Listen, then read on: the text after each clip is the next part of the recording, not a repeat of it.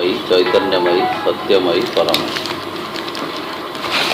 आमे श्री अरविंद विरचित दिव्य जीवन ग्रंथर पंचदश परिच्छेद परम रुचि शीर्षक अध्याय संपर्क में आलोचना करुथिले। आज से संपर्क में आउ किछि आलोचना करिबा। दिव्य जीवन जहा भविष्यतर जीवन तार मूल मंत्र होछि अतिमानस। अतिमानस व्यतीत दिव्य जीवन संभव नहीं। से अतिमानस केवल शब्द मात्र नुहे, असीम सामर्थ्य संपन्न एक दिव्य परिपूर्ण सत्ता। से एकाधार रे क्रियाशील पुनि स्थितिशील संपूर्ण परिपूर्णतार प्रतीक अतिमानस शक्ति। से शक्ति को बुझेबा पाई श्री अरविंद ए अध्याय को रचना करिसंती। एहार पूर्ववर्ती अध्याय मध्य अतिमानसर स्वभाव स्वरूप संपर्क रे विशद आलोचना प्रभु करिसंती। आलोच्य अध्याय रे श्री अरविंद कहउछन जे अतिमानस जेतेबेले क्रियाशील हबो सेतेबेले से दुईटी आधार रे क्रियाशील हबो। गोटे होची देशगत आधार, आ गोटे होची कालगत आधार। ए दुईटी द्वारा ताहा प्रकटित हबो, आत्म प्रकटित हबो। तेणु अतिमानस शक्तिर क्रियाशीलता पाई दुईटी कथा अत्यंत आवश्यक। गोटे होची तार देशगत विस्तार, आ गोटे होची तार कालगत प्रवहमानता। कालर प्रकृति होची प्रवहमानता, आ देशर प्रकृति होची जे विस्तारण विस्तृति। काल और देशर एही लीलांगन उपरे केते विचित्र संभावना मूर्त उपस्थापित और संबंधित हेबारे लागिछि। लीला अंगन माने अगणा, लीला अंगन माने लीला पाई कि जो अगणा निर्वाचित होइछि। तेणु से लीला क्षेत्र भाव रे जो ग्रहण करा काहाकू ना ए देश काल को अतिमानस निजर लीला क्षेत्र भाव रे निर्वाचन करिसंती। पर कौन करुछंती ना केते विचित्र संभावना तांको भितरे जेते संभावना अछि ताकू मूर्त करुछंती एई देश आ कालर भित्तिरे उपस्थापित करुछंती आ संबंधित हेबार लागिछि। आ जेते जेते कथा रे से आत्म प्रकटित होइछंती से परस्पर सहित संबंधित मध्य। सागर सहित सिकतार, आकाश सहित नक्षत्रर, फूल सहित फलर, ये सब संबंध। सीए फूल होइछंती, सीए फल होउछंती, सीए समुद्र, से लहरी, हेले मध्य से परस्पर संबंधान्वित नुहंती कि। तेणु ये देश आउ कालर भित्तिरे अतिमानस लीलारत होई परस्पर सहित संबंधित हेबा सहित निजकु मध्य उपस्थापना करुछंती। केवल निजकु उपस्थापना करुछंती ता नुहे, तांको भितरे थिबा समस्त संभावना को से प्रमूर्त करुछंती। केते केते विराट कथा जहा आगरु केही कहि नथिले। आगरु आर्य ऋषि केवल सूचना पाइथिले जे एपरी एक विराट सामर्थ्य अछि हिरण्मयेन पात्रेन सत्यसा पिहितांखम। एतिकी मात्र गोटे श्लोक से कहिथिले, जोथिरे से सूचना देइथिले जे केउ एक उच्चतम उच्चतारे आमे देखि पारुछु गोटे हिरण्मय पात्र रे, गोटे सुनार पात्र रे सत्य सत्य बेले जो असल एक्जिस्टेंस जी मूल मूल उपादान से मूल अछंती एई कथा आमे देखि पारुछु। से केबे आसीब, आसिले कौन हब, ए कथा से कही नथिले। श्री अरविंद से जो मूल सत्य जहाकू सुपर माइंड बा सुप्रा मेंटाल कॉन्शियसनेस बोलिकी कहउछंती, अति मानस चेतना। से अति मानस चेतना आनी नाहंती, केवल ताकू क्रियाशील मध्य करूछंती। समय आसीबारु से हिरणमयन पात्रेन जो सत्य थिला घोड़ा हेकिरी से आसिला ए धरावक्ष को एवं क्रियाशील हैला। क्रियाशील जोड़िए बागरे सी हैला, गोटे देश बागरे आ गोटे काल बागरे। आपणार शक्ति और संभावना गुड़ी को नहीं एगुड़िक अन्य नाना शक्ति और संभावनार सम्मुखीन होउछंती। प्रतिटी शब्द को आमे अनुभव करिवार अछि जति पारिबा, हेले केमता निजर शक्ति से निजे।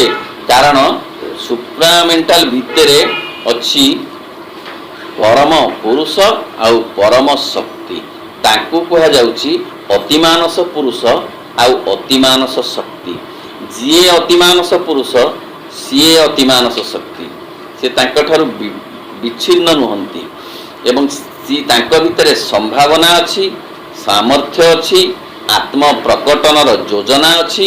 ए सबु कथा से ही सी निजे, से सत्ता, से शक्ति, से सामर्थ्य, से इच्छा, से आत्म प्रकटन सबु किछि। तेणु आपणार शक्ति और संभावना गुड़ी को नहीं एगुड़िक अन्य नाना शक्ति और संभावनार सम्मुखीन होउछंती।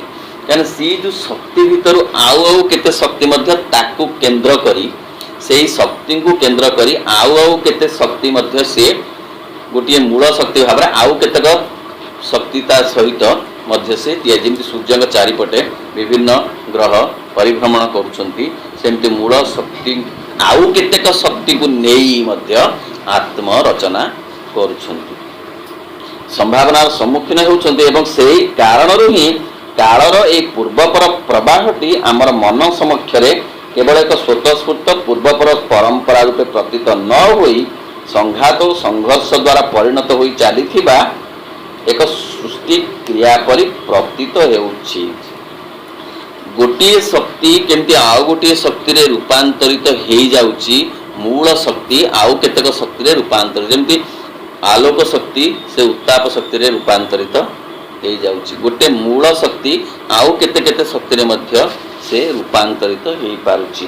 हेले ये सबु कथा गुड़िक आलोक उत्ताप से आग मंजी ना आग गछ एमती परस्पर सहित संबंधित हो रही एवं आम मन को जना पड़ुछि ये गोटे प्रवहमान धारा।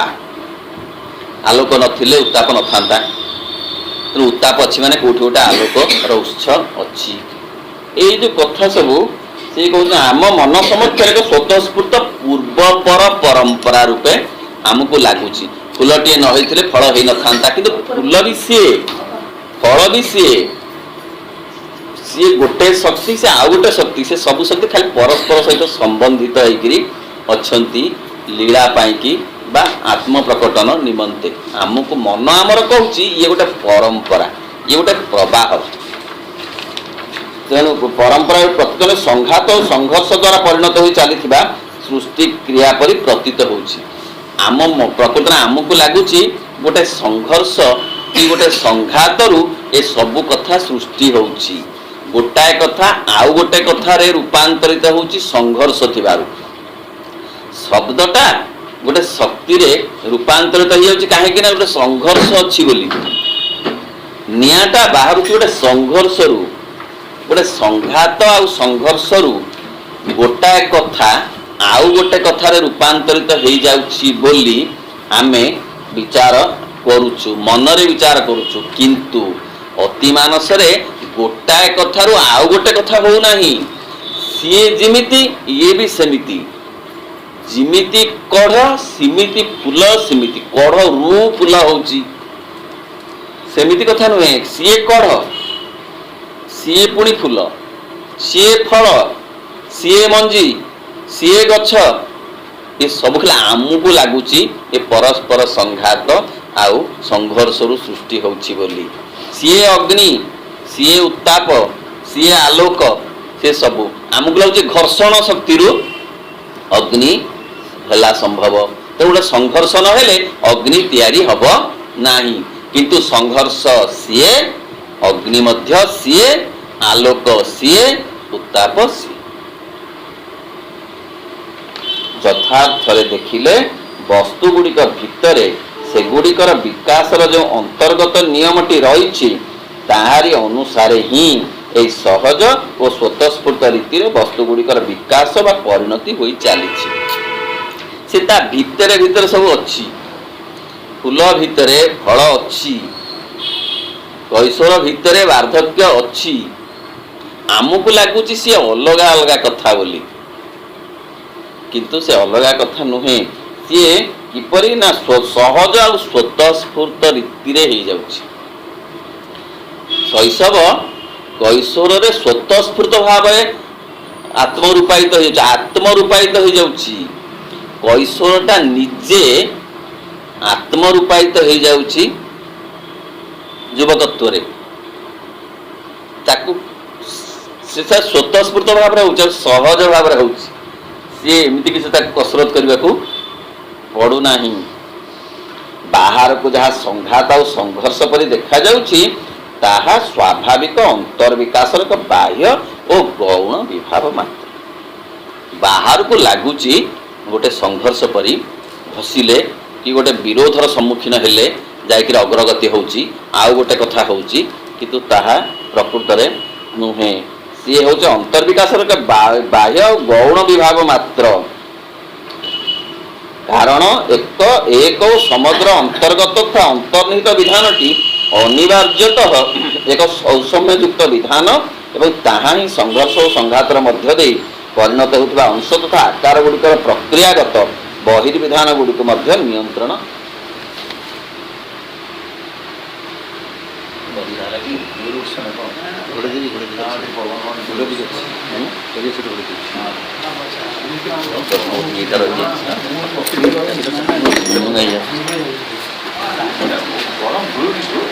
आम मन आउ अतिमानसर क्रिया कथा से कहते आम मन जहाँ सब देखे से कथा गुड़ाक गौण आमे किंतु से कथा को मुख्य भाव में विचार करूँ आम मन देखे गोटे अवस्था आउ गोटे अवस्था घटिला संघर्ष आउ संघात किंतु श्री अरविंद कहते जे संघात संघर्ष गुड़ाक अति गौण प्रकृत में ताहा अति सहज भाव में स्वतःस्फूर्त भाव में घटिला जहाँ कारण ताहा भितर से कथा गुड़िक अंतर्निहित होता बड़ी भितर फूलटा तो अंतर्निहित होता तो बासनाटा अंतर्निहित होता से कौटू आसला ना कौन संघात संघर्ष सृष्टि है एपरी नुहे खूब गौण से कहते संघर्ष जहाँ आम कहूँ अति गौण मन आमर जहाँ बड़ कर कहूँ अतिमांस दृष्टि देखिले ताहा अति सामान्य अति साधारण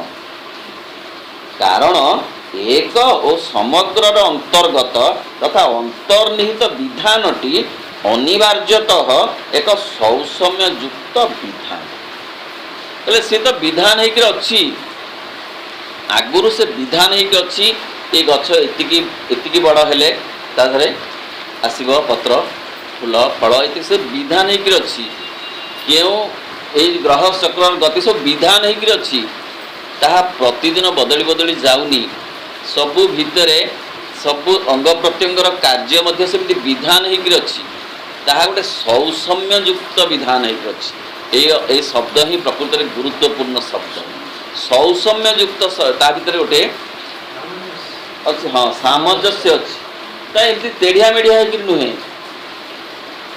ता भीतर गोटे हाँ रिदिम काल छंदमयता अच्छी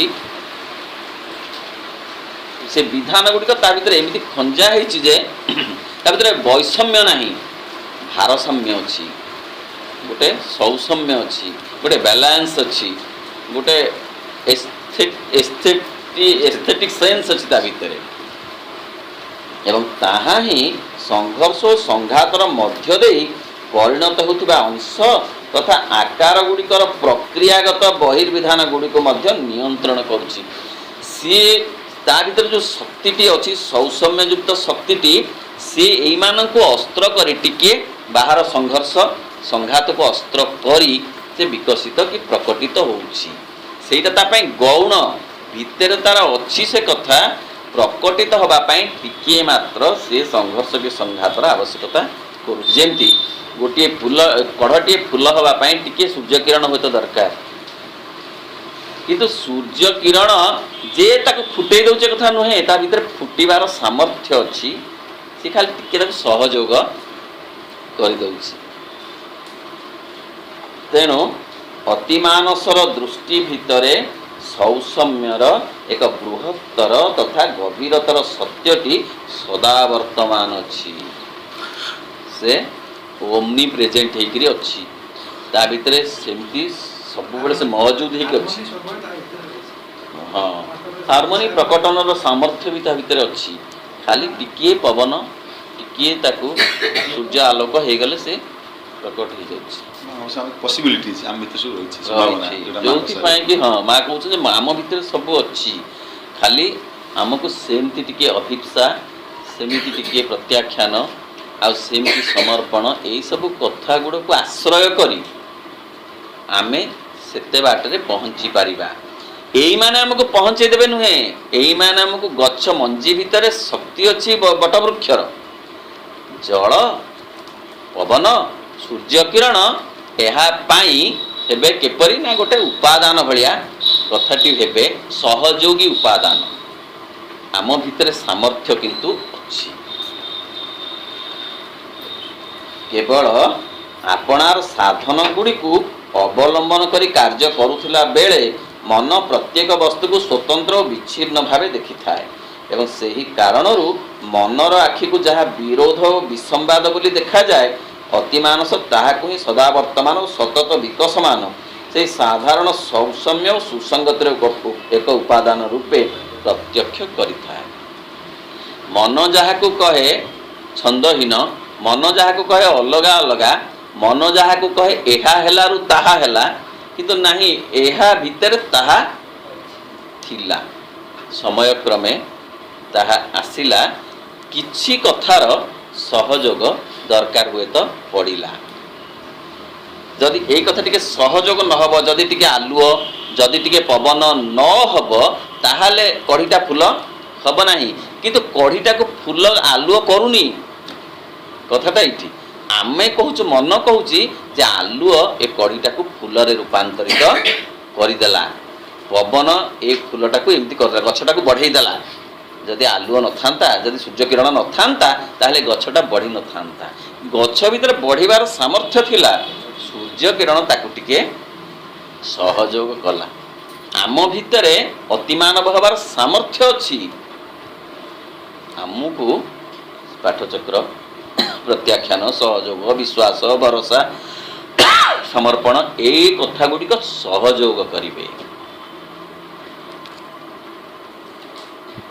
मन प्रत्येक वस्तु को स्वतंत्र विच्छिन्न भावे देखि थाए एवं सही कारणरू मनर आखि को जहाँ विरोध और विसंवाद बोली देखा जाए अतिमानस ताहाकु ही सदा वर्तमान सतत विकसमान एक साधारण सौसम्य बा सुसंगतिर एक उपादान रूपे प्रत्यक्ष मनर विपरीत मन जहाँ को बुझे प्रकृत ताहा नुहे अति मनर दृष्टि विचार कले ताहा नुहे मनर धारणा अति मन दिगरु बुझी से भूल हो अति मनर दिगरु विचार कले से सब विभ्रांतिकर हो कारण धर्मतः अतिमानस सकल वस्तु को एकत्व उपर आधारित कर रही बहु विचित्रता रूपे प्रत्यक्ष करिथाए तामाने एक समय रे सी एक एवं बहु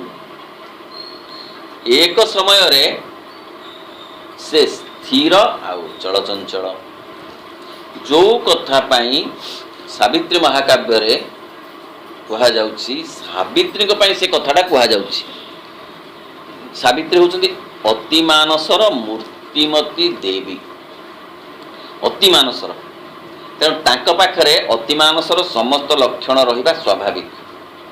କ'ଣ ଅତିମାନସର ଲକ୍ଷଣ? ନା ଯେ ଏକ ସମୟରେ ସ୍ଥିର ଆଉ ଚଳଚଞ୍ଚଳ, ଯିଏ ଏକ ସମୟରେ ସଗୁଣ ଆଉ ନିର୍ଗୁଣ, ଯିଏ ଏକ ସମୟରେ ସ୍ୱରୂପ ଆଉ ଅରୂପ, ଯିଏ ଏକ ସମୟରେ ବାକ୍ ଆଉ ବାକ୍ହୀନ ବା ଶାନ୍ତ, ସେ ଏକା ସମୟରେ କେମିତି ନା ସାବିତ୍ରୀ ସେ କହନ୍ତି at once she was the stillness and the word. At once ହଠାତ୍ ସେ ସାଙ୍ଗେ ସାଙ୍ଗେ ଆମେ ତାଙ୍କୁ ବିଚାର କରିବୁ କିପରି ନା ସେ ୱାର୍ଡ ମଧ୍ୟ ହେଇପାରନ୍ତି, ତାମାନେ ବାକ୍ ଶକ୍ତି ସମ୍ପନ୍ନା, ପୁଣି ସେ ସାଇଲେନ୍ସ ସ୍ଥିର ଏକ ସମୟରେ। ଆମେ ତ ଅଲଗା କଲେକି ଦେଖିବୁ, ଆମେ ଅଲଗା ଦେଖିବୁ। ଆମେ କଥା କହିଲା ବେଳେ କଥା କହୁଥିବା ଚିନ୍ତାଟାକୁ ଆମେ କେବେ ହେଲେ ନିର୍ବାକ ଅବସ୍ଥା ସହିତ ଏକା କରିପାରିବୁନି। ଆମେ ସଗୁଣକୁ ଦେଖିଲେ ନିର୍ଗୁଣ ଭୁଲିଯିବୁ, ନିର୍ଗୁଣକୁ ଦେଖିଲେ ସଗୁଣ ମଧ୍ୟ ପାଶୋରି ଯିବୁ। ସେ ଏକ ସମୟରେ ଅତିମାନସ ଏକ ସମୟରେ ଦୁଇଟି ଯାକ କଥା। ସେଇ କଥା ଶ୍ରୀ ଅରବିନ୍ଦ କହୁଛନ୍ତି ଯେ କିପରି ନା ଏକତ୍ୱ ଉପରେ ଆଧାରିତ ବହୁ ବିଚିତ୍ରତା। ଏକ ପୁଣି ସେ ବହୁ ବିଚିତ୍ର, ବହୁ ପକ୍ଷୀରେ ବହୁ ରଙ୍ଗର ପକ୍ଷୀ ସେ ହେଇଛନ୍ତି କିନ୍ତୁ ସେ ଏକ, ବହୁ ରଙ୍ଗର ଫୁଲ ସେ ହେଇଛନ୍ତି କିନ୍ତୁ ସେ ଏକ, ତା ଭିତରେ ସାମର୍ଥ୍ୟ ଏକ। ସେ କେବଳ ଏକ ସମୟରେ ଏକ ଓ ବହୁ, ଏକ ଓ ବହୁ। ଏକ ହେଲା ବେଳେ ସେ ବହୁରୁ ବାଦ ଯାଇନାହାନ୍ତି, ବହୁ ହେଇଗଲା ବେଳେ ସେ ଏକରୁ, ଏକ ତ ବହୁ ହେଇଗଲେ ଏକ ଆଉ କାହାନ୍ତି ନାଇଁ, ଏକ ବି ଅଛନ୍ତି ପୁଣି ବହୁ ବି ହେଇଛନ୍ତି।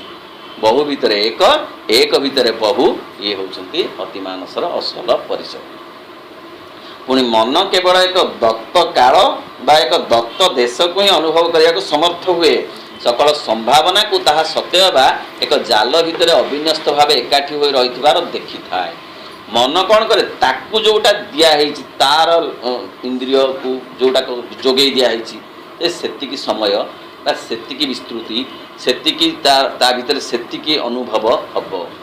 ସେ ସବୁ କଥାକୁ ଏକ ସମୟରେ ଅନୁଭବ କରିପାରିବ ନାହିଁ।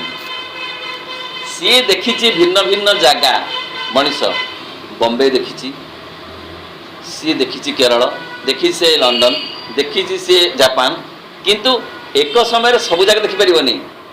ପାରିବ? ଜମା ପାରିବନି। ଯେତେବେଳେ ଜାପାନ ଦେଖିବ ସେତେବେଳେ ସେ ଯଦି ଦେଖିଥିବ ସେ ଆଉ କେଉଁ ଗୋଟେ ସ୍ଥାନ, ସେ ତାକୁ ଦେଖିପାରିବନି। ଏକ ସମୟରେ ସବୁ ଯାକ ଦେଖିପାରିବନି, ଅଲଗା ଅଲଗା ଦେଖିବ। ତେଣୁ ତାକୁ ଗୋଟେ ଦତ୍ତ, ସିଏ ଯାହା ତାକୁ ଦିଆଯିବ ସେ ସେତିକି ଦେଖିବ ଏବଂ ତାହା ବାହାରେ ମଧ୍ୟ ସେ କିଛି ଦେଖିପାରିବନି। ଏ ଦତ୍ତ ଶବ୍ଦର ଅର୍ଥ ହେଉଛି ଏଇଆ, ମନକୁ ଯାହା ଦିଆଯିବ ସେ ଏକ ସମୟରେ ସବୁ ଦେଖିପାରିବନି, ଭାଙ୍ଗି ଭାଙ୍ଗି ଦେଖିବ। ପୁଣି ଯାହା ତାକୁ ଦିଆଯାଇନଥିବ ଆଦୌ ଦେଖିପାରିବ ନାହିଁ। କୁହାଯାଏ ମଣିଷ ଯାହା ଦେଖି ନାହିଁ, ଯାହା ଶୁଣି ନାହିଁ, ତାକୁ ସ୍ୱପ୍ନରେ କେବେ ବି ଦେଖିବ ନାହିଁ। ମିଶେଇ ମିଶେଇ ଦେଖିବ, କିନ୍ତୁ ଜମା ଯେ ଦେଖି ନାହିଁ ଯାହାକୁ, ତାକୁ ଜମା ସ୍ୱପ୍ନରେ ବି ଦେଖିବ ନାହିଁ। କାରଣ ଦତ୍ତ, ମନକୁ ଯାହା ଦିଆଯାଇଛି ସେ ତାକୁ ହିଁ କେବଳ ଦେଖିବ, ଚାଖିବ। ସେ ହୁଏତ ସେତିକି କହିପାରିବ ଯାହା ସେ ଚାଖି ନାହିଁ। ଆଉ ଗୋଟେ କ'ଣ କଥା ଗୋଟେ କହୁଛି, ଜର୍ମାନର ଗୋଟେ କ'ଣ ଖାଦ୍ୟ ତାକୁ ଦେଲେ ସେ ତାକୁ କେମିତି ଲାଗୁଛି, କୋଉ ଭଳି ଲାଗୁଛି, ତାକୁ ଯାହା ଦିଆଯାଇଛି ଆଗରୁ ସେ ତା ସହିତ ତୁଳନା କରିବ। ଯାହା ତାକୁ ଦିଆଯାଇ ନାହିଁ ତାକୁ ସେ ମଧ୍ୟ ହଠାତ୍ ତୁଳନା କିଛି କରିପାରିବ ନାହିଁ। ତେଣୁ ମନର କ'ଣ ନା ଏକ ଜାଲ ଭିତରେ ଅବିନ୍ୟସ୍ତ ଭାବରେ ଏକାଠି ହୋଇ ସବୁ ଦେଖିବ। ଅବିନ୍ୟସ୍ତ ଯାହା ସେ ସ୍ୱପ୍ନରେ ଦେଖେ ତାହା ବି ଜାଗ୍ରତ ଅବସ୍ଥାରେ ଥାଏ। ସତରେ ଗୋଟେ କଥା ଭାବୁ ଭାବୁ ଆଉ ଗୋଟେ କଥା ଭାବନା ପଶି ଆସିଲାଣି, ସେଇଟା ନ ସରୁଣୁ ଆଉ ସେ ପଶି ଆସିକିରି ଗୋଟେ ଜାଲ କରିଦେଲାଣି। ସେ ଜାଲ ଭିତରୁ ବାହାରିବା ମଧ୍ୟ ବେଳେବେଳେ କଷ୍ଟ ହୋଇପଡ଼େ। ସେ ଯାଇଛି ଗୋଟେ ଅନୁଷ୍ଠାନକୁ ଗୋଟେ ଭାବନା ନେଇ, ଫେରି ଆସିଲା ବେଳକୁ କେତେ ଯେ ଜାଲ, ସେ ତା ଭିତରୁ କାଟିକିରି ବାହାରିଲା ବେଳକୁ ମଧ୍ୟ ସମୟ ଲାଗୁଛି। ବନ୍ଧୁ ଘରକୁ ଯାଉଛି, କ'ଣ ଭାବି ଭାବି ଯାଉଛି, ବେଳେବେଳେ ବନ୍ଧୁ ଘର ମଧ୍ୟ ଅତିକ୍ରମ କରିସାରିଲାଣି। ଦୁଇଟା ଷ୍ଟପେଜ ଗଲାଣି ଭାରି, ହାଁ ହାଁ କହିଲା ବେଳକୁ ଫେରି ଆସିବାକୁ ପଡ଼ୁଛି। ତାମାନେ ସେ ଚେତନରେ ଅଛି, ଘୁମେଇ ପଡ଼ିନି, ତଥାପି ସେ କେମିତି ଅଡ଼ୁଆ ସୂତା ଭିତରେ ରହିଯାଇଛି ଯେ ସେ ହଠାତ୍ ସେ ଜାଲ ଭିତରେ ପଡ଼ିଯାଇଛି। ଜାଲରୁ ବାହାରୁ ବାହାରୁ ଦୁଇଟା ଷ୍ଟପେଜ ଗଲାଣି ଭାରି। ମୁଁ ତ ମୋ ଘର ପାଚିରେ ରଙ୍ଗ ନଥିଲେ ଆଗକୁ ପଳାନ୍ତି କାରରେ, କାରରେ ରଙ୍ଗ দিয়ে ପାଚିରି ହେଲା ପରା। ମନ ଭାରି ଅବିନ୍ୟସ୍ତ ସତେ, ଭାରି ବିନ୍ୟସ୍ତ କିଛି ନାହିଁ ମନ ଭିତରେ, ସଜଡ଼ା କିଛି ନାହିଁ, ସବୁ ଅସଜଡ଼ା। ମଣିଷ ମନ ନା ଭାରି ଅସଜଡ଼ା। ତେଣୁ ହୋଇ ରହିଥିବାର ଦେଖାଯାଏ। ସେଇ ଦତ୍ତ କାଳ ବା ଦତ୍ତ ଦେଶର ସୀମା ଭିତରେ ସେଇ ସମ୍ଭାବନା ଗୁଡ଼ିକ ଅଳ୍ପ ବହୁତ କାର୍ଯ୍ୟାନ୍ୱିତ ହୋଇପାରିବ ବୋଲି ମନ ଭ୍ରମ ବି କରିଥାଏ। ତାକୁ ଯେତିକି ଦିଆଯାଇଛି ସେ ସେତିକିରେ ସବୁ ମାପିକିରି ସବୁ କହିଦେବାର ସମର୍ଥ ବୋଲି ନିଜକୁ ଭାବୁଥାଏ। ବିବେକାନନ୍ଦ ଲେଖିଲା ଭଳିଆ କୂଅ ଭିତରର ବେଙ୍ଗ ସେ ଡେଇଁକିରି କହିଲା, ସମୁଦ୍ରରୁ ଆସିଥିବା ବେଙ୍ଗକୁ କହିଲା, ଏଡ଼େ ବଡ଼ ନା ଆହୁରି ବଡ଼, ନା ଏଡ଼େ ବଡ଼ ନା ଆହୁରି ବଡ଼, ହେ ଏଇଟା ଶ୍ରେଷ୍ଠ। ଏତେ ପାଣି ସମୁଦ୍ରରେ, କ'ଣ ଏତେ ପାଣି ନା କେତେ ଅଧିକ ହେଇପାରିବ? ଏତେ ପାଣି ତ କୋଉଠି, ଇଏ ତ ସବୁ କିଛି। ତେଣୁ ମନ ତାକୁ ଯେଉଁ ଦତ୍ତ କାଳ, ତାକୁ ଯେଉଁ ସମୟ ଦିଆଯାଇଛି, ସିଏ କହିବ ଏ ଆମ ସମୟ ବହୁତ ଭଲ। ଆମ ପୂର୍ବପୁରୁଷ କ'ଣ କେମିତି ବଞ୍ଚୁଥିଲେ, ଖଣ୍ଡେ ଖାଇ ଖଣ୍ଡେ ପିନ୍ଧୁଥିଲେ ନା, ଏତେ କଥା କ'ଣ ତାଙ୍କର ଥିଲା? ଆଜିକାଲି ଯୁବକଙ୍କୁ ପଚାରିଲେ ସିଏ 100 ବର୍ଷ ତଳର ଲୋକଙ୍କୁ ଏମିତି କହି କାଟି ଦେବେ। ତାଙ୍କର ଅଭିଭାବକଙ୍କୁ ତ ଶୂନ୍ୟ ମାର୍କ ଦେଇ ଦେଉଛନ୍ତି। ଆଉ ଜେଜେବାପା ଜେଜେମାଙ୍କ କଥା ସେ ମାଇନସ୍ ପାଇବେ କେତେ? ସେ ତ ମୂଳରୁ ଗଣା ହେବେନି ବେଳେବେଳେ। ସେମାନେ ଭଲ ଥିଲେ, ଶାନ୍ତିରେ ଥିଲେ, ମଣିଷ ଗଣା ହେବେନି। ତେଣୁ ସିଏ କହୁଛି କିପରି ନା ସେହି ଦତ୍ତ କାଳ ବା ଦତ୍ତ ଦେଶର ସୀମା ଭିତରେ ସେହି ସମ୍ଭାବନା ଗୁଡ଼ିକ ଅଳ୍ପ ବହୁତ କାର୍ଯ୍ୟାନ୍ୱିତ ହୋଇପାରିବ ବୋଲି ମନ ଭ୍ରମ ବି କରିଥାଏ। ମାତ୍ର ଅପର ପକ୍ଷରେ ଦିବ୍ୟ ଅତିମାନସ କାଳ ଓ ଦେଶର ସମଗ୍ର ବ୍ୟାପ୍ତିଟିକୁ ପ୍ରତ୍ୟକ୍ଷ କରିପାରେ। କିନ୍ତୁ ଅତି ମନରେ ସାରା କାଳ ମାନେ ଆରମ୍ଭ ଯେଉଁଠି ହେଲାଣି, କେଉଁଠୁ ଯେ ସିଏ ସବୁ ଆମେ ସେ କେଉଁଠୁ ସିଏ ତାହା ଦେଖିପାରିବ। ଯିଏ ସବୁ କଥା ଦେଖିପାରିବ, କେତେ ବାଟ ପର୍ଯ୍ୟନ୍ତ ତାର ପରିବ୍ୟାପ୍ତି ତାହା ବି ଦେଖିପାରିବ। ଆଉ ଏଇ ଯେଉଁ ସ୍ଥିତି ଗୁଡ଼ାକ କେମିତି ସମ୍ଭବ ହେଇଛି ତାହା ବି ଦେଖିପାରିବ। କହିଲେ କିପରି ନା ଶ୍ରୀମଦ ଭଗବତ ଗୀତାରେ କହିଲେ ତୁମେ କହିଥିଲ ଇକ୍ଷାକୁ, ତୁମେ କହିଥିଲ ମନୁକୁ, ତୁମେ କହିଥିଲ ସୂର୍ଯ୍ୟଙ୍କୁ, ଏସବୁ କଥା କିପରି କଥା ସମ୍ଭବ? ସୂର୍ଯ୍ୟ ତ ଆଗ ଆସିଲେ, ତାପରେ ତ ସୃଷ୍ଟି ହେଲା, ତାପରେ ତ ହେ କେଶବ ଆପଣ ଜନ୍ମଗ୍ରହଣ କଲେ, ତାହେଲେ ଆପଣ କେମିତି ସୂର୍ଯ୍ୟଙ୍କୁ କହିଲେ? ସୂର୍ଯ୍ୟ ସିନା ଆପଣଙ୍କୁ କହିବେ। ହସିଲେ କେଶବ, କହିଲେ ତୁମେ ସିନା ଏକଥା ବୁଝିପାରୁନାହ, ଯେ ସବୁର ଜନ୍ମ ରହସ୍ୟ ମୁଁ ଜାଣିଛି। ତମର ଆମର ଜନ୍ମ କେତେ ଅତୀତ ହେଇଛି ତା ମଧ୍ୟ ମୁଁ ଜାଣିଛି, କିନ୍ତୁ ତମକୁ ଜଣା ନାହିଁ ବୋଲି ତମେ ଏ କଥାଟି କହୁଛ। ତେଣୁ ଯିଏ ସୂର୍ଯ୍ୟଙ୍କ ଜନ୍ମ ଦେଖିଛି, ଯିଏ ଏ ପୃଥିବୀର ଜନ୍ମ ଦେଖିଛି, ସେ ସମୟକୁ ଏକ ସମୟରେ ବିଚାର କରିବାର ସାମର୍ଥ୍ୟ କ'ଣ ଆମର ଅଛି? ଆମେ ଆମ ଜୀବନର ସୀମିତ ସମୟ ଭିତରେ ସବୁ କଥା ମାପି ଦେଉଛୁ, ଆଉ ଗୋଟେ ଜଜମେଣ୍ଟ ବି ଦେଇ ଦେଉଛୁ। କିନ୍ତୁ ଅତିମାନସ ସେମିତି ନୁହେଁ। ସେ କେତେ ଦୂର ପର୍ଯ୍ୟନ୍ତ ତାର ବ୍ୟାପ୍ତି ଆଉ କେତେ ଆଗକୁ ତାର ଅଭିବ୍ୟକ୍ତି ତାହା ସେ ଜାଣନ୍ତି। ଆମେ ତାକୁ କସ୍ମିନ୍ କାଳେ ଯେତେ ଚେଷ୍ଟା କଲେ ମଧ୍ୟ କଳ୍ପନା କରିପାରିବା ନାହିଁ। ଅପରପକ୍ଷରେ ଦିବ୍ୟ ଅତିମାନସ କାଳ ଆଉ ଦେଶର ସମଗ୍ର ବ୍ୟାପ୍ତିଟିକୁ ପ୍ରତ୍ୟକ୍ଷ କରିପାରେ। କେବଳ ମନ ଗୋଚର ଯାବତୀୟ ସମ୍ଭାବନାକୁ ନୁହେଁ, ମନର ଗୋଚରାତୀତ ଆହୁରି ଅନେକ ଅଧିକ ସମ୍ଭାବନାକୁ ବି ଅନ୍ତର୍ଗତ କରି ଦେଖିପାରିବାକୁ ଅତିମାନସର ସାମର୍ଥ୍ୟ ରହିଛି। କେଡ଼େ ଚମତ୍କାର ଶବ୍ଦ! ଏହା ଭିତରେ କେତେ ଶକ୍ତି ଅଛି, ତା ଭିତରେ କେତେ ମଧୁରତା ଅଛି, ତା ଭିତରେ କେତେ ଗଭୀରତା ଅଛି। କହିଲେ ଆମ ମନକୁ ଗୋଚର ନଥିବା ବହୁ କଥା, ମନ କେତେ କଥା ଏବେ ଜାଣିଛି, ନିଜକୁ କେଡ଼େ ବଡ଼ ବୋଲିକିରି କହୁଛି ଅଳ୍ପ ଜାଣିକିରି, କିନ୍ତୁ କେତେ ମନର ଅଗୋଚର ବହୁତ କଥା ଅଛି। ସତେ ଆମ ମନ କେତେ ଜାଣିଛି? ଦେଖିଛି କି ମଙ୍ଗଳ ଗ୍ରହ, ଦେଖିଛି କି ଚନ୍ଦ୍ରପୃଷ୍ଠ, ଦେଖିଛି କି ଗ୍ରହ ଗ୍ରହାନ୍ତରର ସ୍ଥିତି? କିଛି ଦେଖିଛି? ସମୁଦ୍ରର ତଳ ଦେଖିଛି? ମହାସମୁଦ୍ରର ତଳ ଦେଖିଛି? ଦେଖି ନାହିଁ, କିଛି ଦେଖି ନାହିଁ। ତାମାନେ ତା ଅଗୋଚରରେ ଆହୁରି କେତେ କଥା ଅଛି।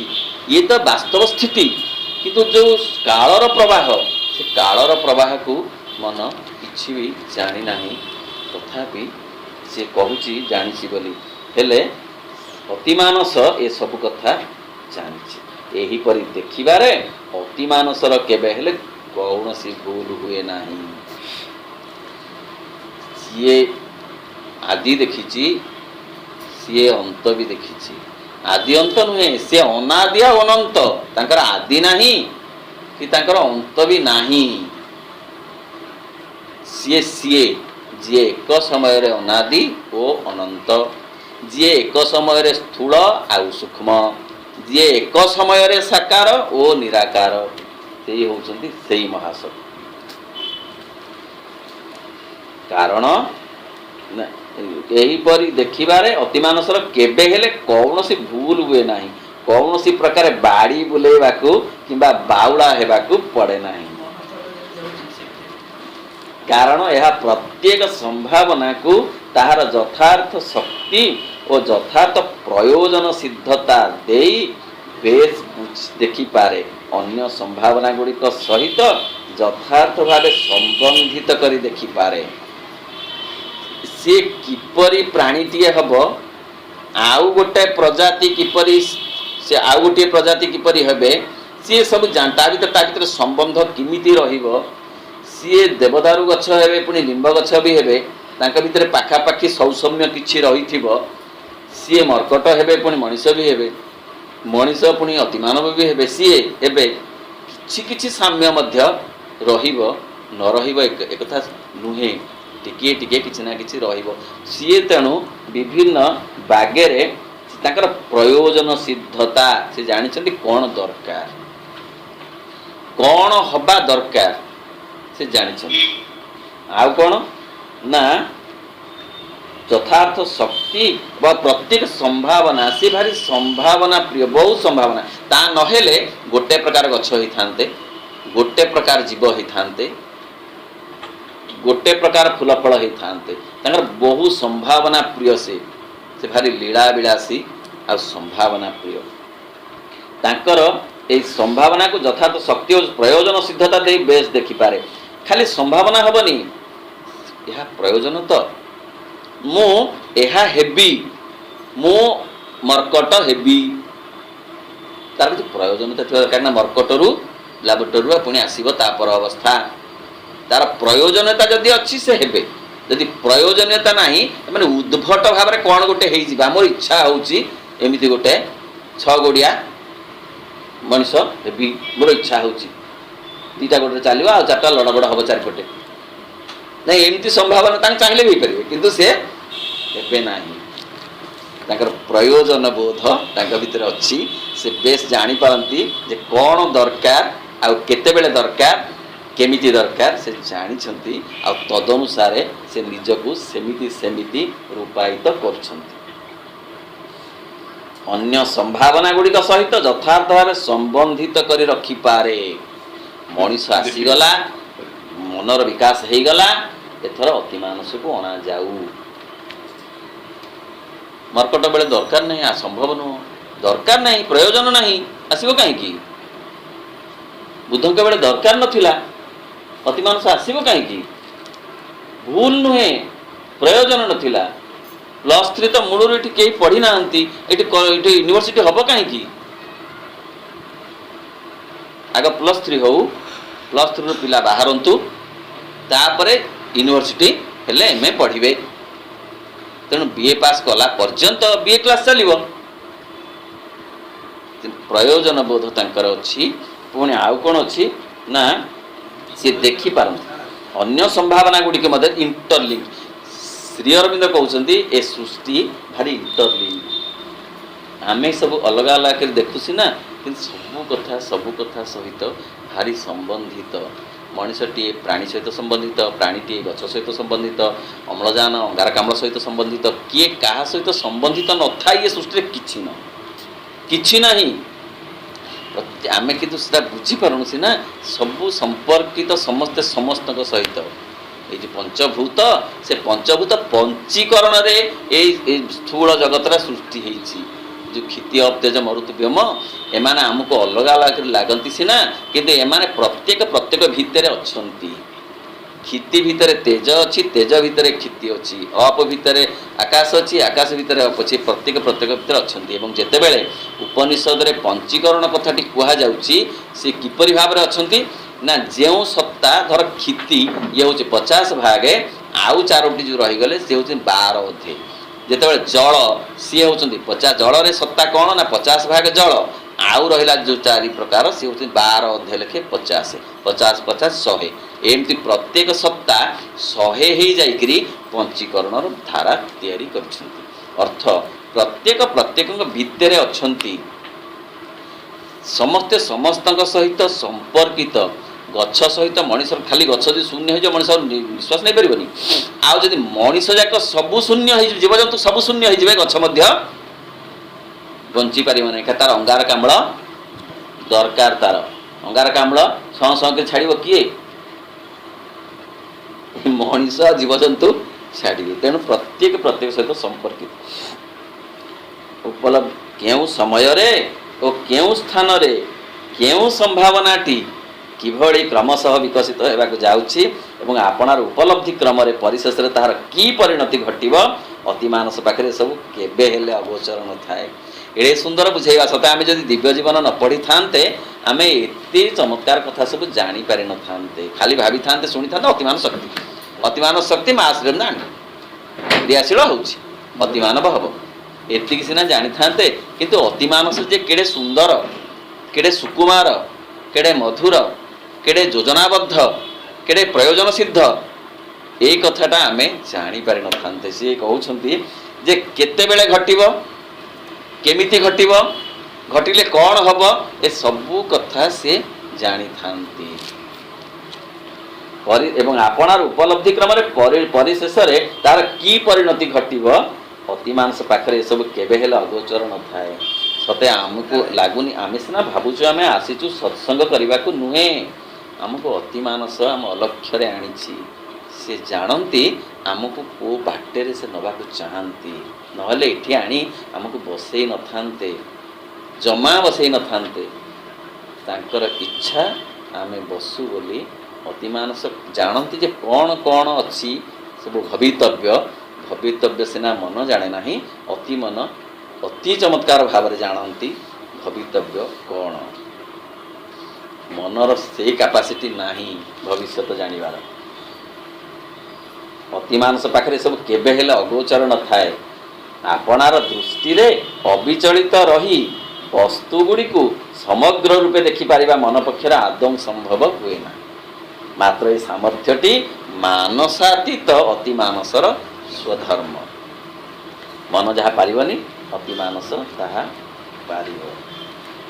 सतेरे मन ता तुलन रे आमे जहाँ को एते बड़ करिचु रचना रे लिखि आसीचु जे मनुष्य हेउची कोन सृष्टिर श्रेष्ठ जीव ना प्राणी। आर रचना तो आरंभ होला सेठो, तापर जो रचना लिखा हबो हम पिला दिन सब रचना कि जमारू से श्रेष्ठ कथा नुहे। ये सब पढ़िले लागिब मन केड़े सामान्य, केड़े साधारण, कितनी सीमित, किंतु एई मनरु ही एई मनर लैंडिंग उपरे कोठाघर तैयारी हबो। एई मनर भित्तिरे कोठा प्राणर भित्तिरे हबनी, प्राणर भित्तिरे अतिमानस रूपक कोठाघर रही पारिबनी। जदि ताहा रहे तेल मनर भूमि रे रहिबो, मन भूमि जोगेई दब, किंतु अभिव्यक्ति करि परिबनी, भूमि जोगेई दब। ता नहेले प्रभु एते कथा आम पाई लिखि न थांते। जहाँ लिखिचंती ये सबू से मनर जीव मानक पाई, मानव मानक पाई। कारण से जानती मन दब भूमि, तेणु मनर भूमि एकांत आवश्यक अति मनर विराट कोठाघर निमंते।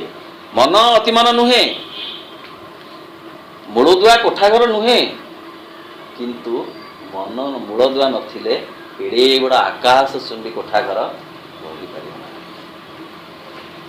अतिमानसर चेतन शक्ति जहाँ किछि सृष्टि करे ताहार से आत्मरूप गुड़िक जे केवल ताहार चिन्मयी दृष्टि भितर विराजित रही थाए ताहा नुहे, मात्र ताहा सेगुड़िकर भितर एक अंतर्वासी आत्मा और एक आत्म प्रकाशक ज्योति रूपे व्याप्त हो रही था। आहरी बुझेले कहले अतिमानसर जो चेतना शक्ति सी जो जो कथा सब सृष्टि करती से खाली तक गोटे चिन्मयी दृष्टि गोटे सूक्ष्म आलोकित दृष्टिभंगी अच्छी ता नुहे ता सहित आउ गोटे कौन ता भितर गोटे अंतर्वासी आत्मा से दे था ता भितर गोटे विराट सूक्ष्म सामर्थ्य दे था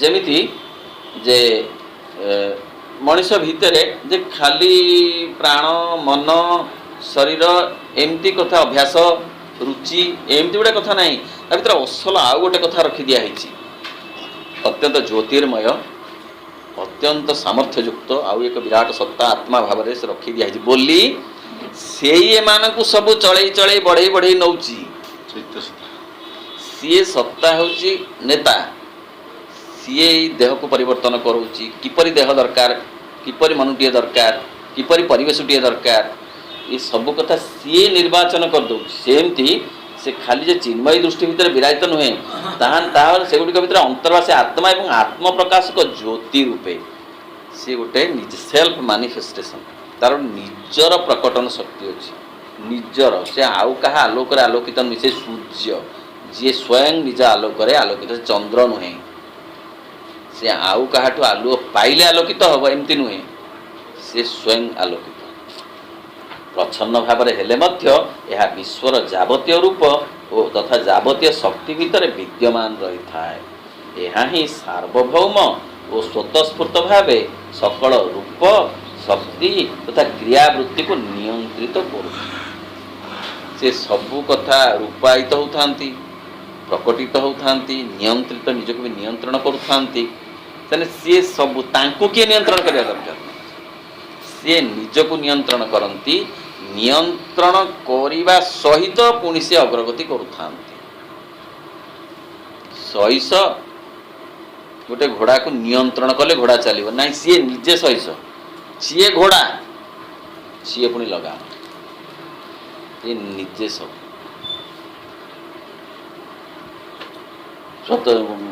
यार आज्ञावर्ती हुई सृष्टिर वैचित्र फुटी उठे से आज्ञार ही प्रसीमित हो रहे केड़े केड़े चमत्कार शब्द सब से जो आज्ञावर्ती हुई से निजर आज्ञावह सी आज्ञा प्रदानकारी सी पुणी आज्ञा को पालनकारी सी निजे किपरि ना सृष्टिर वैचित्र ताहा यदि न हो था ताले एडे विचित्रता सब आसुन था एते रंग एते रस एते सुबास एते स्निग्धता एते मधुरता ये सब सृष्टि बनता नहीं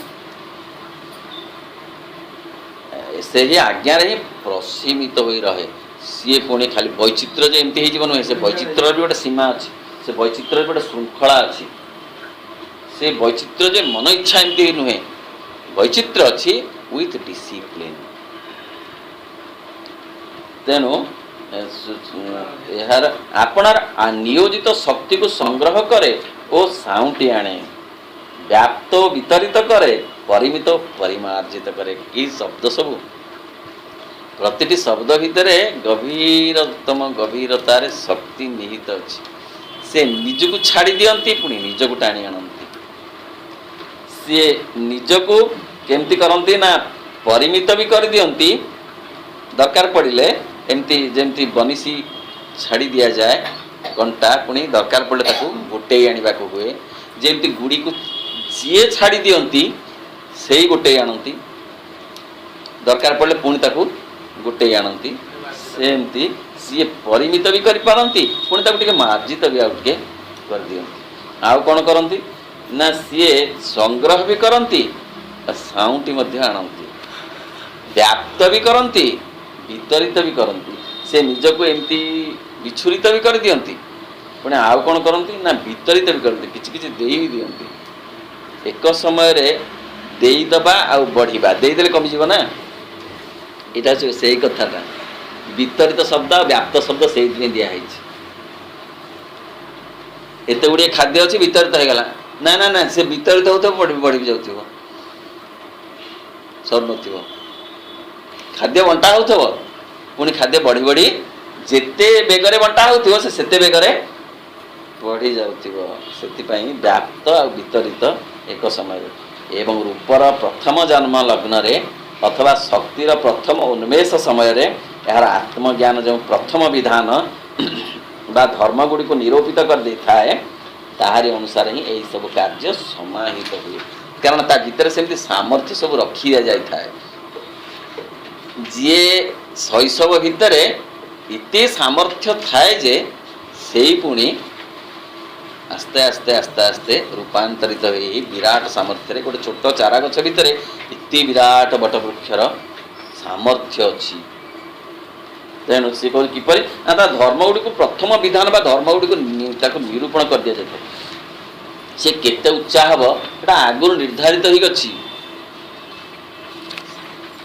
मनुष्यटी केते उच्चा हम 6 फुट हम कि 5 फुट हम सी कौन खाली गोटे डेइले हाँ टिके हम बढ़ सीना डेइले कौन 4 फुट लोकटा 6 फुट होबनी ता भितर जेतिकी अच्छी गोटे गछरे खाली गोटे सार देकर गोटे कले कौन बड़ बड़ फुल फुटो पत्र गुड़ा बड़ बड़ भर जेतिकी सामर्थ्य अच्छी किए बढ़ कि सामर्थ्यटा आगुरी दिखाई सकल वस्तुर हृदय देश में स्वामी रूपे अधिष्ठित रही यह आपणार माया शक्ति द्वारा से गुड़ जंत्रारूढ़ पुतलिका पर भ्रमाइबार लगी था सी जो मूलटा दिखाई लोक मैंने कहती जे देखु 5 भाई जड़े 92 वर्ष गले तो जड़े 62 वर्ष शुणा लोक कहले बाबू जिते जन्म बेले 60 दूसी से हृत्पिंड जो शक्ति चार्ज कर देती बैटेरी से तो से चलो से बंद हो माने से जो चार्ज है कि सामर्थ्यता भर दिखाई सामर्थ्य आस्ते आस्ते आस्ते आस्ते सरीगले घंटा बंद होते सामर्थ्य दिखाई को भाई हार्ट रे दिखाई 92 वर्षर सामर्थ्य जे बड़ भाई 92 रे अच्छा सान भाई नमस्कार करी 62 रे तेणु सी कहले सी किपर जंत्रारूढ़ पुतलिका पर भ्रमौची सी सब कथा को गछ केते बड़ हम केते दिन रहिबो सब सी चलो सी जो शक्ति ता भीतर अतिमानस शक्ति आत्मा रूप रे बा चैत्य सत्ता रूप रे रही मनुष्य को चलाउछंती प्राण सत्ता रूप रे प्राणी की चलाउछंती तेणु ये सब कथा को चलाउछंती सी जेते बेले वरुण भृगु को कहले अन्न ब्रह्म बोली स्थिर हो गला भृगु कहले आउ कौन ब्रह्म वरुण कहले तुम्हें तपस्या कर तपस्या कले जापर आउ ब्रह्म केउठी अछंती भृगु तपस्या कले कहले मु देखि पारुची प्राण ही ब्रह्म मु देखि पारुची मन ही ब्रह्म मु देखि पारुची विज्ञान ही ब्रह्म मु देखि पारुची आनंद ही ब्रह्म अतएव अन्न ब्रह्म बोली जहाँ स्थिर होता प्रथम रु ताहा पुणी क्रमशः अन्न ब्रह्म प्राण भी ब्रह्म मन भी ब्रह्म विज्ञान भी ब्रह्म आनंद भी ब्रह्म ता माने ब्रह्म सर्वत्र भिन्न भिन्न बागेरे रही मन भितर रही मन को मनुष्य को चलाउछन्ति प्राण भितर प्राणी की चलाउछन्ति तेणु से पुणी विज्ञानमय सत्ता है अतिमानव तैयारी यहाँ ही सकल पदार्थर अंतर भितर अवस्थित सबु पदार्थर भितर गोटे सामर्थ्य रूप से केंद्रीय सत्ता भाव में अच्छा कवि और परिभू रूपे यहाँ ही अनादि काल सकल पदार्थ को प्रत्येकटीर स्वभाव अनुसार यथोपयुक्त भाव में नियंत्रित परिचालित कर लगी सी कविर मनीषी जहाँ कहते जमी कवि मान स्रष्टा जी त्रिकाल द्रष्टा से भाव में सी किपरि ना कबीर मनीषी भाव में रही अर्थात त्रिकाल द्रष्टा भाव में रही कि शरीर तार केते दिन रहिले भल हम आउ गोटे जन्म तार केबे पाइबा दरकार से जान आमे कहू ये देह खराब है अमुक है समक है नहीं सी कथा नुहे सी जानती जे केते दिन या रखा जा दरकार तापर आउ नुआ नुआ जा आगू केमती नब तेणु सी ये जो कवि माने जेमती त्रिकालदर्शी कवय क्रांतदर्शिन बोली कहा जाती ये हूँ जन कवि किए जे